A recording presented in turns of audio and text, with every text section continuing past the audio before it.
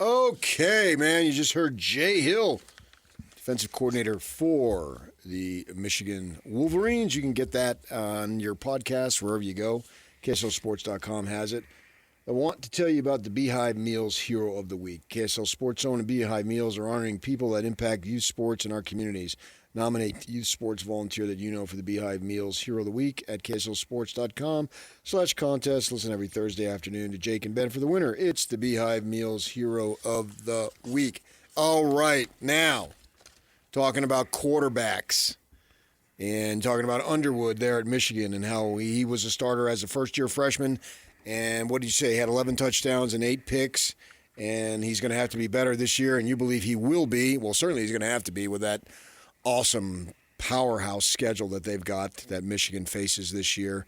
And that's the same situation with Bear Bachmeier. He comes in as a first-year freshman, and we know what he does. And this year, I relate it back to when Aaron Roderick was on our air, offensive coordinator for BYU, and he was talking about the increased expectations for Retzlaff from his junior year to his senior year. Now we know he had the other issues off the field there, so his senior year didn't materialize at BYU.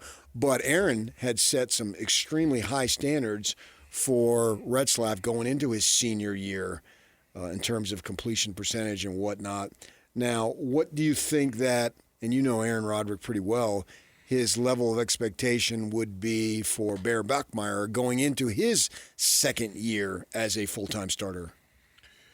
Well, one of the things that I think is interesting about Bear Bachmeier, like just recently, he had like a Mount Rushmore tweet of his favorite, they interviewed him, I think, at Big 12 Days. Big 12 Media Days, yeah, you're right. They asked who the Mount Rushmore was. It's all running quarterbacks. It's Tim Tebow. Yeah. It's Cam Newton. It's Johnny Manziel. It's the only true passer in there was Joe Burrow, and he was the last one. Right? Joe Burrow actually has been working with Underwood in the offseason there for Michigan. Oh, really? Yeah.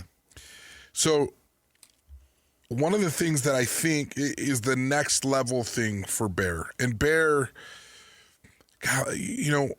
watching Bear play quarterback, he's one of the most unique. He's a really unique quarterback to me in the sense that, he's built like a linebacker. He kind of walks like his gait his is like his numbers are linebacker. I understand he dropped some weight this year. But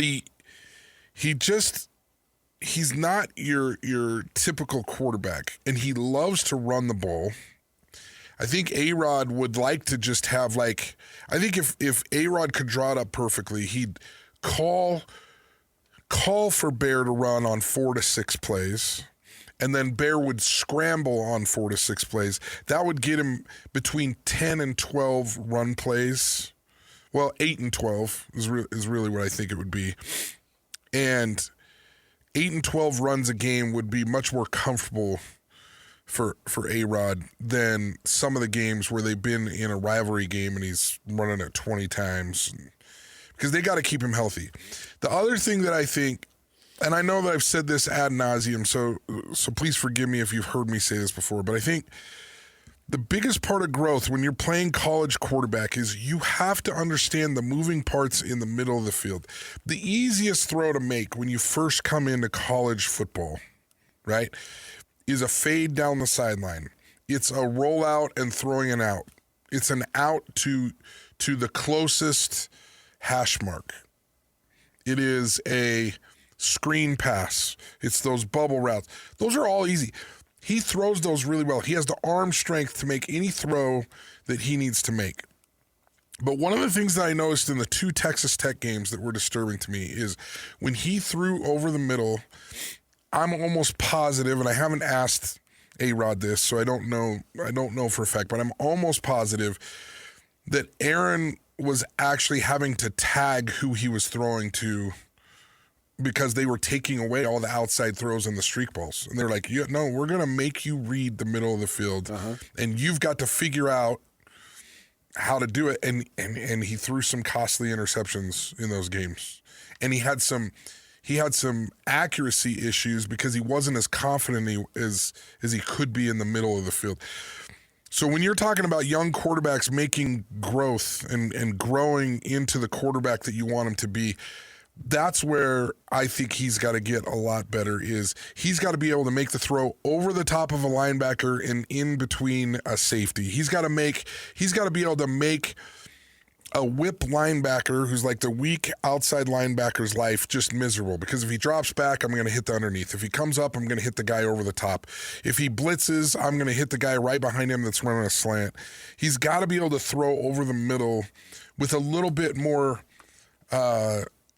intentionality and deliberateness. Now look, anybody can go watch the film and they go, well, I can show you where he threw. Yes, but it's not comfortable. There are some throws that he's made, and he's making that effort, but it's got to be a lot better this year for them to take the step that they want to take. So how do you get that? I mean, more reps, film study, working with A-Rod to understand what it is that you're trying to do on each play. Like, what do you really want from me on this? Now, that's where I think the consistency of A-Rod being in that program for longer and longer and longer now is. Oh, yeah, he's been there many years now. I mean, look, I played for 4 different offensive coordinators in 4 different years when I was in college. That had to help.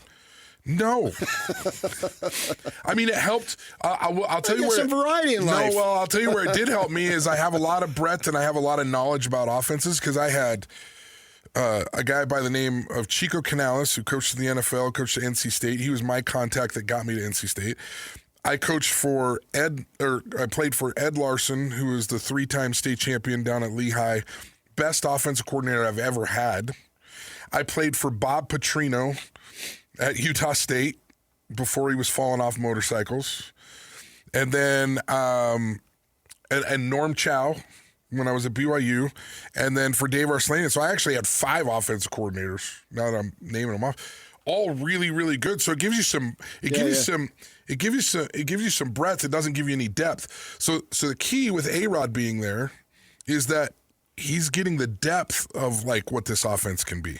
Mm-hmm. So I see him making those steps this year, but he also has to make those steps. So, but I don't see that as pressure. Like me going out on the microphone here and saying, hey, Bear Bachmeier has to be better over the middle of the field. I don't think he would listen to that and go, wow, this guy's being a real jerk to me. I think he'd be like, yeah, that's exactly what I'm working on. Yeah. And that's exactly what's going to take my game to the next level. And then the next part of what I'm talking about here that's really, really important that keeps the chains moving on drives. That keeps you on the field longer as an offense. It keeps you in this ability to keep these big playmakers off the field in the Big 12. And you're driving to score a touchdown on a field goal instead of going 3 or 6 and out. Yeah. And now you're giving the ball back to some big-time players on the other team that can score points against you. Do you think that Aaron Roderick unleashes the playbook? I mean, we expect that, but I'm wondering if that really happens. Because you can't go into it and be reckless just because you're a second-year starter. You haven't necessarily proven it yet. No, I think every year when you're an offense coordinator, I've done offensive coordinating in some way, shape, or form for like almost my whole life, at least since college, right? Yeah. You put in what a quarterback can handle, and you put in what your receivers can handle, because like there's certain things some receivers can do. Like every once in a while, you have a really, really cerebral wide receiver that it doesn't matter what defense they throw, whether they have a 2-high defense, a 1-high defense, a man-to-man defense, they know exactly what route they should run and how they should run it to get open. Every once in a while you get those. But there's teams where you have really, really physical and athletic wide receivers who can't read a defense. And so everything has to be scripted for them. And that makes the offense a little clunky in the passing game sometimes when you don't have guys that are cerebral wide receivers.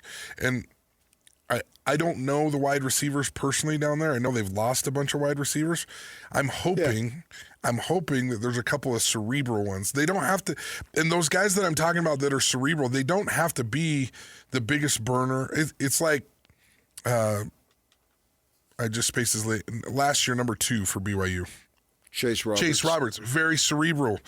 Wasn't the fastest guy. Wasn't a burner. Wasn't the guy that like could get behind every defense.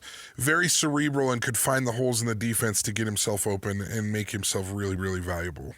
very cerebral receiver. Do they have somebody like that this year? I hope so. But all of that has to be taken into account for A-Rod when he's deciding to open up the playbook or not. Is L.J. Martin healthy? Is he running the ball effectively? Is the offensive line opening holes for him? I mean, there's a lot of things that go into whether you really open up the playbook. Yeah, because that's what I'm wondering, because they've got this situation where they got Martin, who was the Offensive Player of the Year last year in the Big 12, which says something to me. That says a lot. Why do we not talk about him enough? Because it focuses so much on the quarterback, but I get your point. This kid, and I love the way he runs. He runs so smooth, man. He's not really a herky-jerky guy, man. He just looks like he's gliding as he runs. He's really good. My brother and I were talking about BYU football the other day, and he brought up LJ. He's like, why doesn't anybody talk about LJ? And I actually think it's because he makes things look so easy and smooth. Yeah, I think he does. You know what I mean? It's like, oh, well, he makes hard runs look He's really easy. He's a glider, not a runner. Just the way he moves, his body seems to always be under control, and his personality is like that. The guy has no flamboyance to him whatsoever. He's for a star, he's about as low key as it comes. You're dealing with guys like they had Jamal Williams.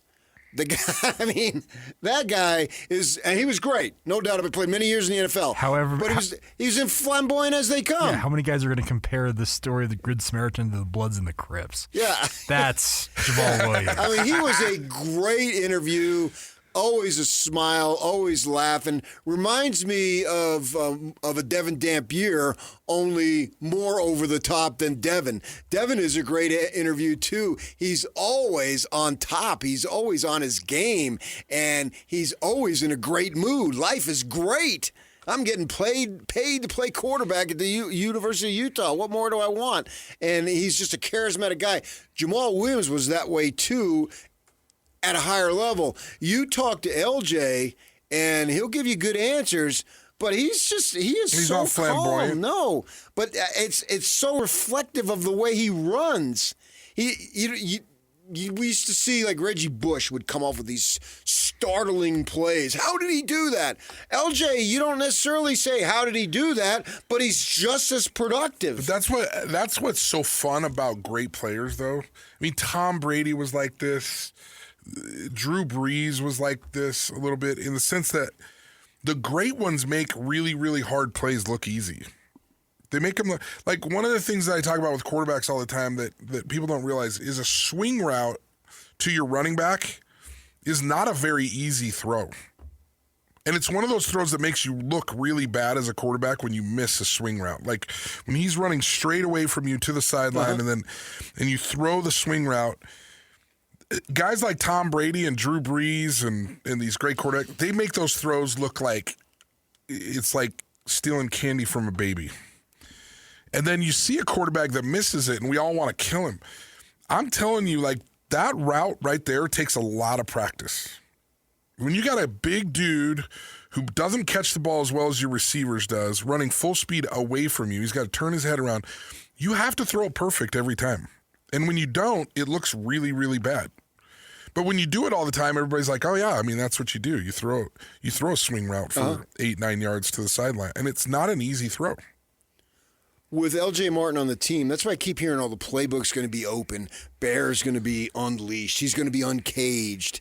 And I'm thinking, well, wait a second here, man. Is that really true? Won't we see a lot of the same stuff that we saw last year? Because it worked, first of all. It clearly worked. They won a ton of ball games with him. And you have a kid like a Martin who he has opportunity to set the all-time rushing record at BYU. Is that what it is? Yes, he had 1,305 yards last year. That got him within, he's about 1,300 yards away from the all-time leading rushing record. And considering, who is the all-time? Curtis Martin? Curtis Martin. I mean, it's not Curtis Brown. It's actually is it Harvey? It's Algier, I believe. Algier got it? Yeah, Jamal took it from Harvey. I think Algier then reset it. He has a situation where he didn't play essentially the entirety of the Iowa State game last year. Remember how limited he was in the first Texas Tech game? I think he had 1,300 yards in, let's say, 10 games roughly last year. Right. Yeah. He's a full 12, 13, 14 games this season. He could run away with that record. Ah, Yock's got him in the playoff. I see what he done there. What's the hope? He's just a good. Isn't that the hope, though? For them it is, yeah, He's no a question. really good player. Yeah. So I'm thinking, I don't know. That's my whole point. I don't know that I expect more out of Bear because the offense, as Kalani says, get me in the end zone. I don't care how you get there. Just get me there. And so why wouldn't you take it? I think we might be overestimating Bear's progression. And it's nothing against him, but it's more, especially with the receivers being a collective unknown compared to what they were last year. Now, they were still, if you look at it last year, at the beginning of this time, nobody had any idea, at least I didn't, that Kingston was going to blow up to the level that he did and was almost a 1,000-yard receiver. And we're going to pick anybody, we're going to pick Chase, thinking that that's the case. And we knew, I believed Carson Ryan was going to be a good player. That wasn't a surprise. He'd been around enough to know. So I'm wondering just how the offense is going to look. I want to see Bear do what he did last year, maybe at a little higher level, not necessarily do a lot of different things compared to last year. For the second time in my life. You agree with me? I do. I knew you were going to say that. No, I mean, it's true, though. Like, you can only open up the offense so much. Yeah. There's some things that I think hold the offense back as far as, like, throwing the ball next year. And so I do think you're going to see a lot of what you saw last year. Right, that's where I'm going. Bear and LJ running the ball, establishing the run game, being strategic and surgical in your passing game. Well, I think the big story to take out of this segment, as we know, that Riley Jensen has been right at least twice in his life. I think that's the most important thing. Isn't it what they say, a broken clock is right twice a day? Yeah, a squirrel finds the occasional nut. Well played, Patrick. Well played. All right, we also got to talk about money. We'll get to that at the top of the hour. Stay with us, 97.5, the KSL Sports Zone. Hear that? That's now Crispy and McCrispy strips meeting Creamy Caesar sauce. Sounds extra crispy. Caesar sauce at McDonald's for a limited time. Ba-da-ba-ba-ba. Mom, can you tell me a story? Sure. Once upon a time, a mom needed a new car. Was she brave? She was tired, mostly. But she went to Carvana.com and found a great car at a great price. No secret treasure map required. Did you have to fight a dragon? Nope. She bought it 100% online. From her bed, actually. Was it scary? Honey, it was as unscary as car buying could be. Did the car have a sunroof? It did, actually. Okay, good story. Car buying you'll want to tell stories about. Buy your car today on Carvana. Delivery fees may apply.